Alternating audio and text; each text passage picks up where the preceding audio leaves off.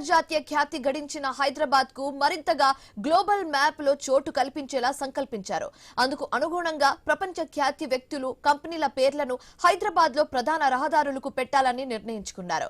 Nehru outer ring road వద్ద రావిర్యాల నుంచి ప్రారంభమై ప్రతిపాదిత ఫ్యూచర్ సిటీని అనుసంధానం చేసే 100 మీటర్లు గ్రీన్ ఫీల్డ్ రేడియల్ రోడ్ కు పద్మభూషణ్ రతన్ టాటా పేరు పెట్టాలని నిర్ణయించారు. అలాగే రావిర్యాల ఇంటర్చేంజ్ కు ఇప్పటికే టాటా ఇంటర్చేంజ్ అని పేరు పెట్టారు.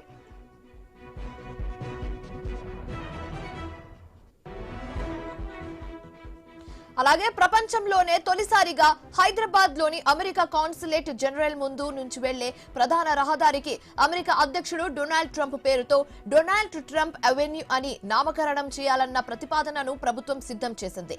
ఈ నిర్ణయంపై కేంద్ర విదేశాంగ మంత్రిత్వ శాఖకు అమెరికా రాయబార కార్యాలయానికి ప్రభుత్వం లేఖ రాయనుంది.